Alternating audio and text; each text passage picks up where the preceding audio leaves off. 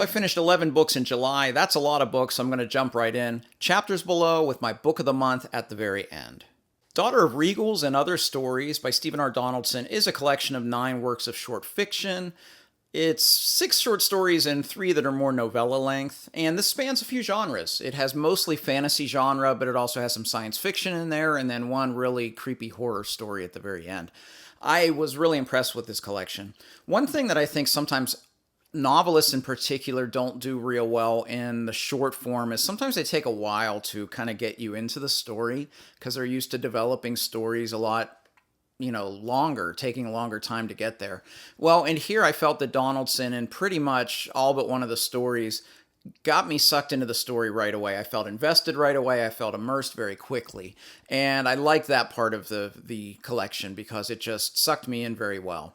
The other thing was, it's just every story here was really strong. I was very impressed with just the overall quality of this. A lot of short story collections, when I review them, I'll often say, well, most of them were good, but there were a couple in there I didn't like a whole lot. I liked every story in here. Now, there is one story I did skip. There's a story in here that ties into the Thomas Covenant Chronicles, which I did read, but it's been since high school, so I didn't want to read this here because I plan on reading that next year, so I'll come back to that short story here. But of the 8 short stories, I really, really enjoyed it. There's fantasy, there's science fiction, there's horror. Probably the science fiction story, Animal Lover, the novella, was probably my favorite in this collection.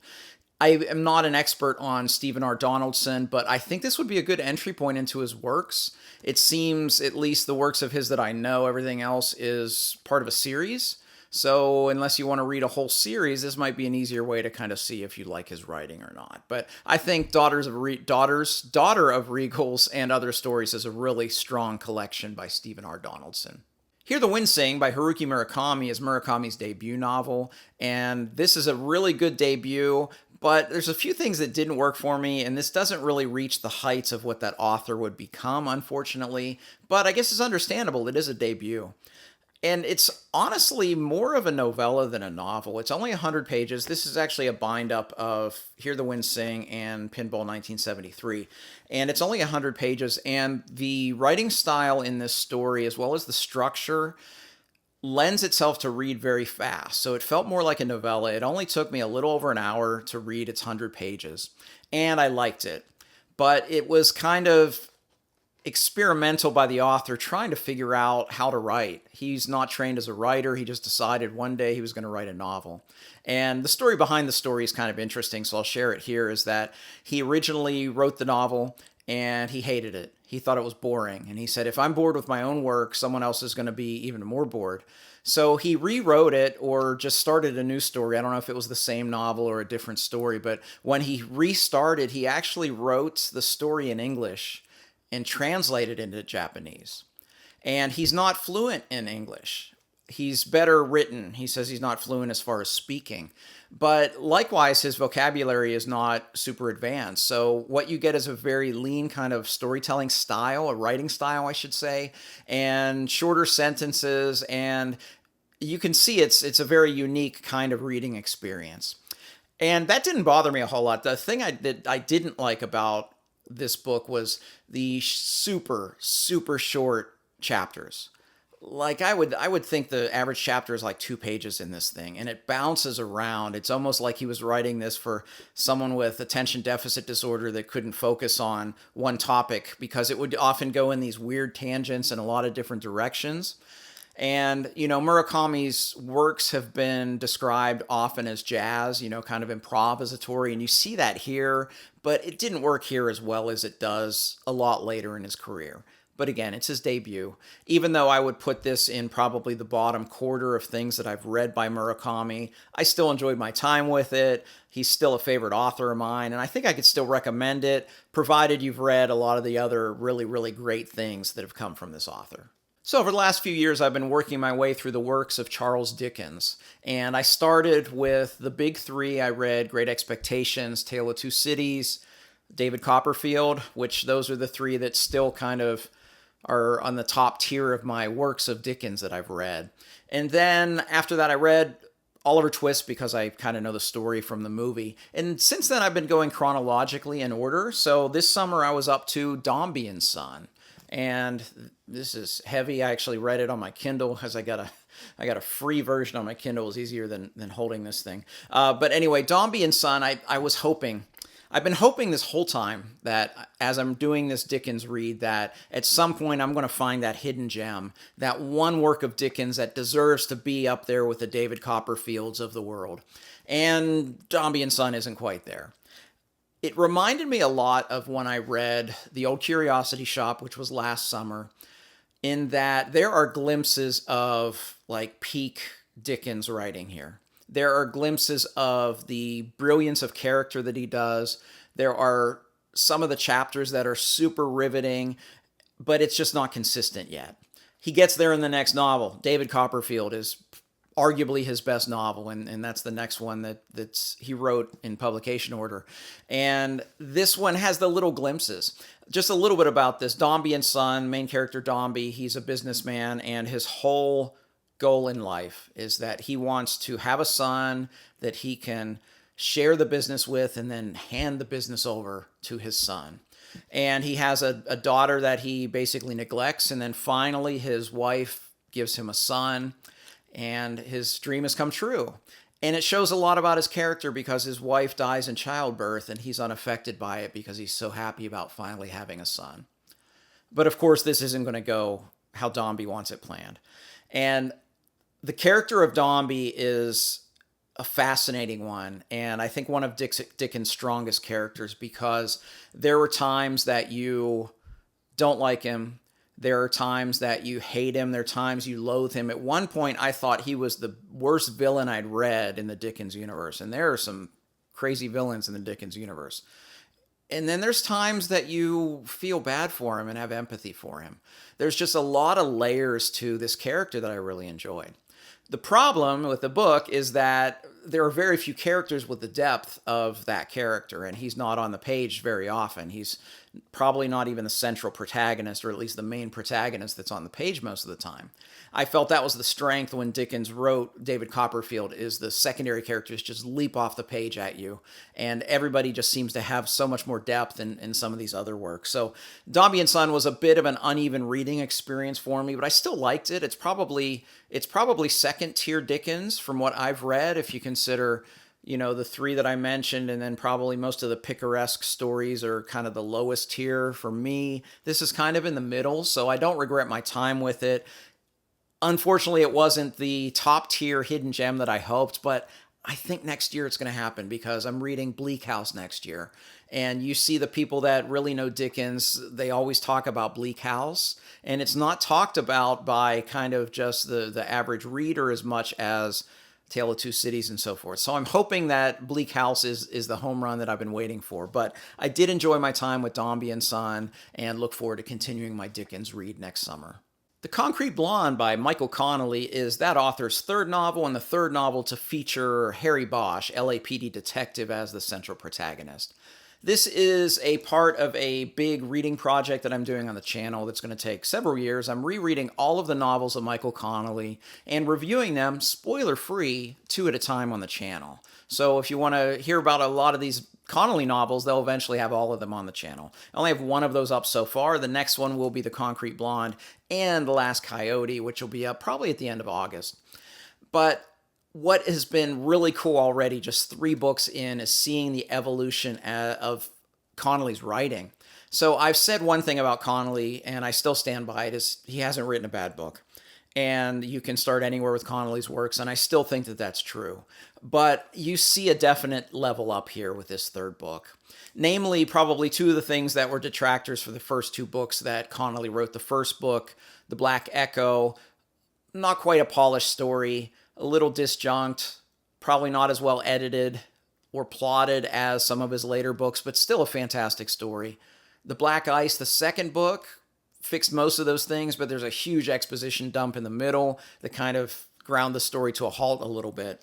Here you see Connelly has figured out how to do those exposition dumps and weave them into the story. Additionally, he's already shown you how he can give you kind of dual timelines and 2 stories wrapped together at once, which kind of became one of his signature attributes of his later Harry Bosch stories. What's so cool about this one is you get to see Harry's background within a story that he's within a case that he's investigating right now.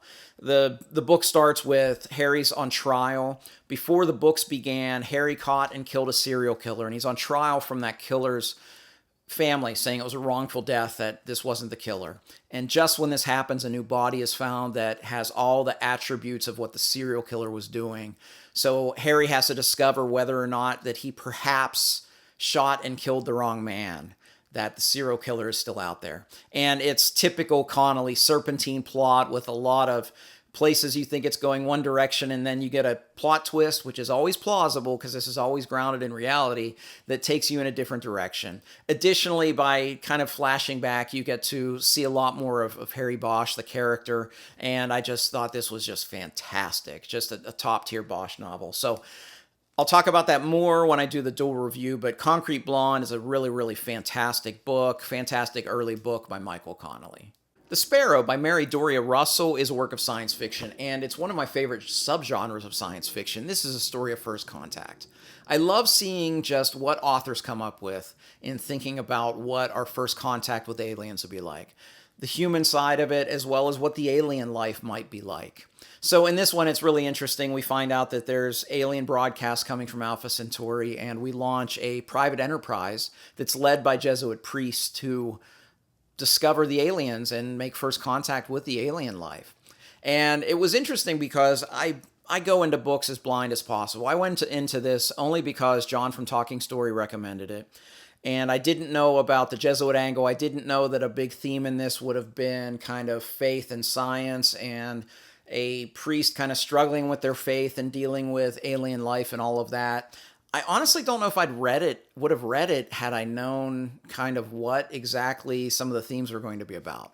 And I'm glad that I didn't know, because I really like the way that she handled those things. The other thing that I really loved in this, Mary Doria Russell is trained, she's a doctor in anthropology.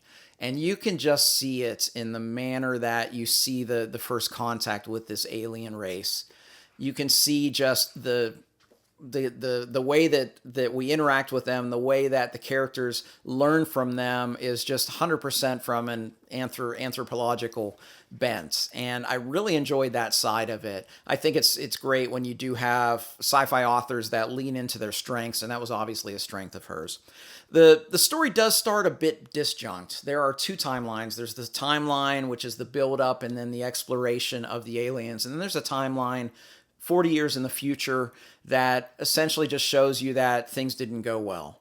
And the two timelines keep going back and forth. At the very start, as the author was establishing these timelines, it was a little disjunct because it kept jumping back and forth pretty quickly.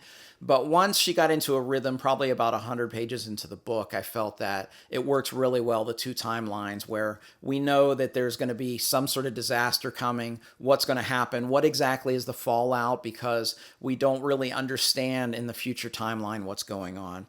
I love this book. I thought this was fantastic. I think it's well written. I think that all of the things that most of us crave in a science fiction story are here. Basically, really interesting, good ideas, some good explorations. Characterization wasn't super strong. Dialogue wasn't super strong, but I mean, I love Isaac Asimov, so I can overlook those things when I'm reading a work of science fiction. But if you want a dissenting view, I did a chat with this with Evie and Joanna on the channel. We do start spoiler-free, so you can kind of see their thoughts, because I was the only one that really liked this book, and I thought it was fantastic. But I really enjoyed The Sparrow by Mary Doria Russell. I don't know if I'll read the sequel. I'm kind of on the fence on that one right now, but I'll definitely consider it because I did enjoy my time with this one. Dynasty of Evil by Drew Karpyshyn is the conclusion of the Darth Bane trilogy. This is a work of Star Wars Legends, or now it's called Essential Legends. I think that's just a marketing term. I don't know. Anyway, this is my 26th work of Star Wars that I've read, and I can firmly say that the Darth Bane trilogy is a top 3 for me.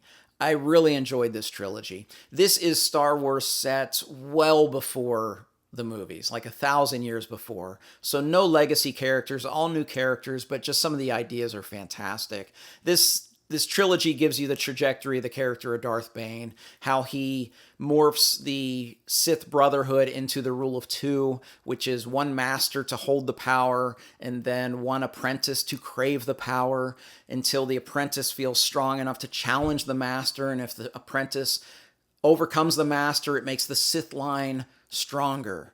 And Darth Bane had the long-term vision that even if through all these years, each apprentice bests their master, the Sith are going to get stronger and stronger. And even if it takes 1,000 years, then they can overthrow the Jedi. Foreshadowing. Maybe it happens in 1,000 years. So the whole trilogy, you kind of expect that that's the trajectory that it's going to take. But in this book, Karpyshyn throws some things in there that I was second guessing whether that's what was going to happen at the end. There are some new characters that were fascinating, a couple new characters that are Force users that led you to believe maybe the story would go different directions, and I loved where that went. We also had a couple characters that really tied in the first two books of the trilogy into this story, since there are time jumps between each of these books and within each of these books, because it does give the span of Darth Bane's character. This is really dark Star Wars, and I was here for it. I really, really love this trilogy. The first book, Path of Destruction, is probably my favorite of the three, but I'm kind of a sucker for an origin story of a villain, especially when it's really well told. But I really love this one. I love the ending. There's a little hint of ambiguity at the ending, but actually Karpyshyn tells you on his website if you're unsure about what happened. He tells you what happened if you want to go look at that after you read it. Full disclosure, my thoughts were confirmed, so maybe it wasn't as ambiguous as I thought. I was just a little... There's one little scene at the end that may cause you to think something different happens at the end, but I digress. I really love this trilogy. I'm going to be reading more Star Wars, of course, and probably my next Star Wars book is probably going to be Revan by the same author, because Drew Karpyshyn just really impressed me with the Darth Bane trilogy. All right, on to the fantasy genre, and let's get the one I didn't like out of the way first. The White Wolf's Son by Michael Moorcock is the third book in this huge bind-up, which is the third omnibus of the Elric books. And it's the third book in a loosely related trilogy that I think is called the Dream Thief Trilogy. It doesn't say it in here, but I think I saw that on Goodreads as kind of the subtitle of this. It's the three books are The Dream Thief's Daughter, The Skraeling Tree, and The White Wolf's Son. I rarely have regrets in reading, but I regret reading these. And I wish this wasn't marketed as Elric, because what these three books were really about is Moorcock's multiverse. If you don't know about his multiverse, he has all of these different heroes in different planes of existence that are kind of the same incarnation of this eternal champion. And Elric is one of those. We meet another one who's a shade of his called Ulrich von Beck. We meet Hawkmoon in here. We meet a few others. And what I felt in all three of these books, but especially the last two, is that Moorcock was more concerned about showing you how cleverly the multiverse intersected than telling you a good story. I've been very critical of Brandon Sanderson when he does that with his Cosmere connections, most notably in The Lost Metal. There's about a 100-page diversion in the middle that's more about the Cosmere, and I just wanted to read the end of that series. I think Sanderson's actually better at this than Moorcock. I felt that this was just all about, London's called Londra in this plane of existence, and this is what happened on this plane of existence. And it just grew so tiresome. This was really a chore to read. Each of these books are only 300 pages, but they felt like about 1,000. So I was really disappointed in this. I wish they weren't marketed as Elric books, because I remain high on these Elric books over my shoulder here. The first 6 Elric books, read those. The first 6 that Daw originally published that start with Elric of Melniboné, that end with Bane of the Black Sword and then Stormbringer. Those 6, that's the Elric that I love. I really enjoyed those. This, not at all. So I don't like to be negative. I could lay into Michael Moorcock. I mean, and he would deserve it for the way that he lays into other authors, but that's not really my style. But read the first Elric novels. In my opinion, unless you love the multiverse, and maybe if you've read more in the multiverse, this would have hit differently. But for me, this was a huge swing and a miss, and I was just disappointed in pretty much the whole trilogy. The Windsingers by Megan Lindholm, aka Robin Hobb, is the second book in the series that I think is most commonly called the Key and Vandian Quartet. I've heard it called the Windsingers series as well. And these are short novels. And the thing that I loved about the first book, one of the things was the world was very interesting to me. In just a very short novel, Lindholm was able to kind of give you the big picture of this world while not giving you a lot of the details. And what I really was anxious to explore was that we have several sentient species in this world. And we explored one of them in the first book called Harpy's Flight. We explored the harpies. Well, here we get to explore the Windsingers. So it was very interesting to find kind of another species that we got to explore here. I felt that the first book was maybe a little bit more thematically deeper, especially in terms of character, which, that's something that Hobb and Lindholm, same author, something they do very well is characterization and kind of the thematic things behind a character. I felt that was done maybe a little bit better in this book, but what this book did better than Harpy's Flight was give you kind of a more conventional narrative that was a lot clearer. I felt in Harpy's Flight a lot of times, because Lindholm was hopping around with a narrative, it was a little unclear sometimes when we were like back in time, when we were in present time, or when we were even somewhere in between. And here, because the narrative's a little more straightforward, we didn't have to deal with that, because we were basically following Key in one storyline, we were following Vandian in another storyline until they kind of converge at the end. And this had some really interesting magic. There's a really cool traveling companion that Key ends up traveling with. I'll just let you discover that, because as soon as I discovered it, I had to text Derry, because we're buddy reading this together. I was like, I didn't have that on my bingo card, that was going to be what was going to be part of this story. But anyway, I really enjoyed this. I thought there was some great characterization, great story, concise story. It's refreshing to sometimes read a fantasy story that's not a big brick, even though I like the big bricks as much as any fantasy reader. But I really enjoyed my time with The Windsingers by Megan Lindholm, and I look forward to continuing the series this month. Fevered Star by Rebecca Roanhorse is the second book in the Between Earth and Sky trilogy. I'm buddy reading this with John from Talking Story and Philip Chase. This is a pre-Columbia's America inspired fantasy trilogy. And we had a chat on Philip's channel last month, and I was the lowest on the first book.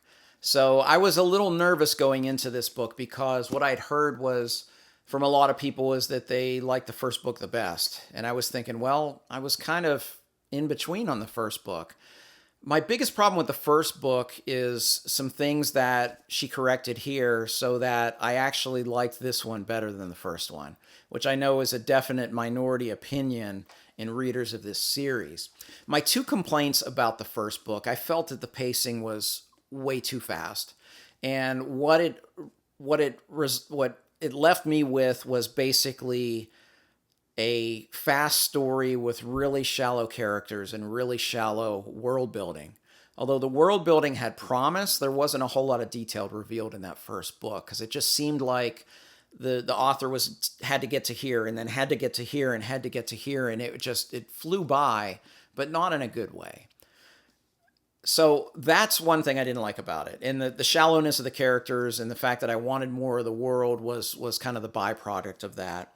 Well, this corrects both of those things, because the story is a lot slower, and it gives the author time to really flesh out these characters. And I found that I really like a lot of these characters. Because the plot wasn't moving super fast, she was able to dig more into the characters. She was able to dig more into the magic, more into the world building.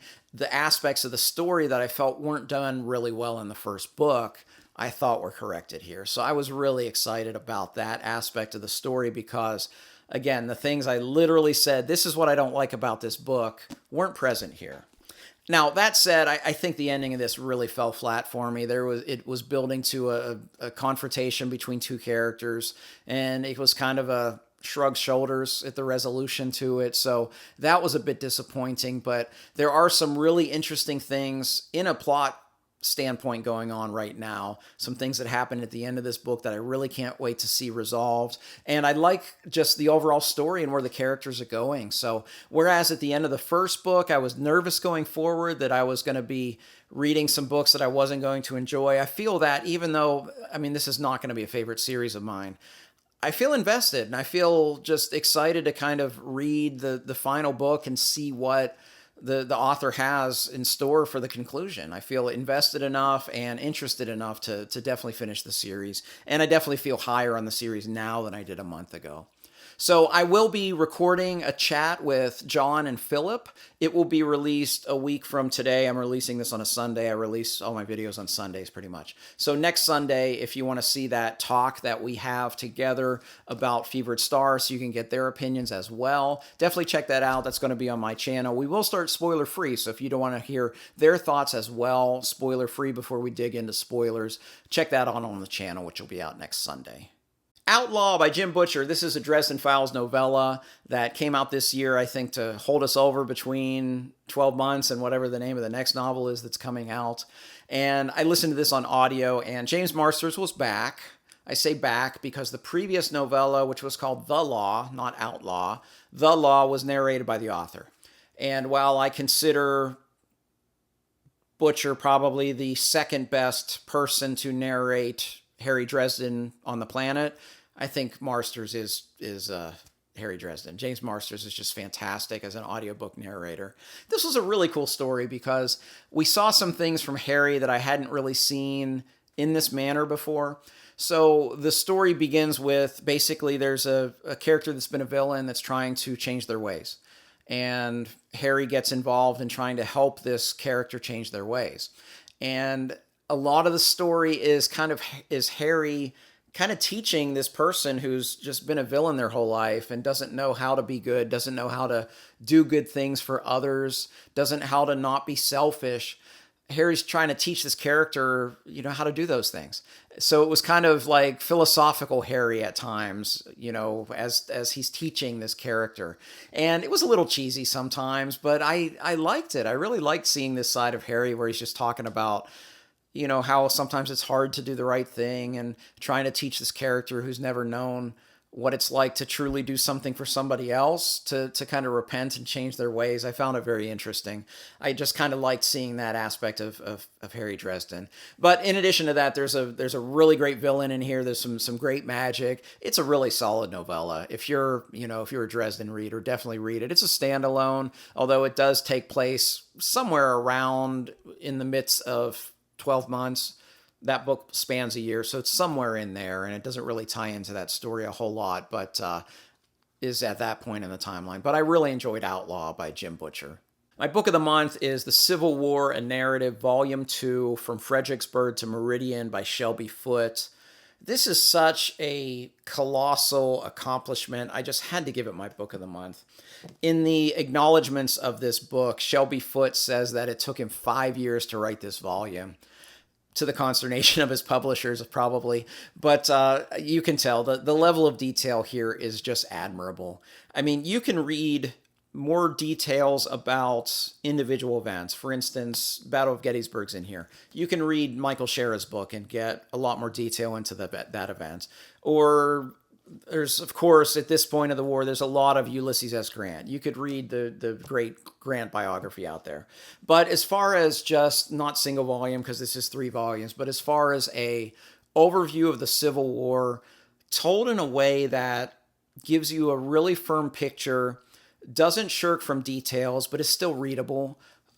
It's a tremendous accomplishment. Now, I say totally readable. Shelby Foote does have some of the longest sentences I've read anywhere, and this is real dense. I mean, you just open a page and you can kind of see here, this is some dense reading. I think I was reading like less than 40 pages in an hour, which is super slow for me. But there's so much in here, and not just the battles. He goes over all the battles, of course, but he also delves into the character of the human beings. He delves into the politics behind the scenes, and it's just a very comprehensive view.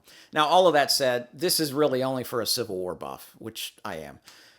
if you want something more concise, this is not it. I mean, this is 1,000 pages, and this is 1/3 of the collection. So, I mean, there's another 1,000 pages for me to read.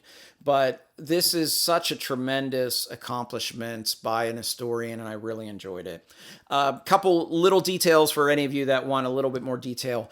He does dial down. I felt a little bit of the lost cause in his narrative in the first volume, because Foote is from Mississippi, so perhaps there's, in his blood, some of the Confederacy was okay type of idea, and the lost cause and all that. I didn't feel that here, maybe because this is really where the war starts to turn. This is primarily around 1863 with a few months on either side. So we get the Battle of Gettysburg where, Lee gets his butt handed to him, and you get to see that probably the writing is on the wall for the South. Grant is piling up victories in the West. Sherman's already starting to burn as much as he can of the South, and kind of writing's on the wall that they just don't have the resources to be able to win this conflict. So maybe because of that, he kind of dialed down the lost cause a little bit. But even if you felt that in there, I didn't feel that was the total slants from here. I still think he had a pretty solid middle of the road narrative of the story in volume 1, but I really enjoyed this. Again, it's not for anyone but probably the person like me that just really loves this historic event and just wants even more from it. So my book of the month, Civil War, a narrative, volume 2, From Fredericksburg to Meridian by Shelby Foote. Book of the month, July 2026. All right, this will probably be around a half hour. I can't see the clock up there, but longer video, but 11 books. I went as fast as I could. But I'd love to talk with you in the comment section. If you've read any of these books, let's chat in the comment section below. Just please label any spoilers so that people won't be spoiled by any details. And of course, I always want to know what your book of the month was when I do these wrap-ups. So what was the best book you read in July? If you like this video, please like and subscribe. You can also find me on Twitter, Goodreads, and the Fireside Discord. I'd love to interact with you there. As always, thank you for watching. Until next time, goodbye.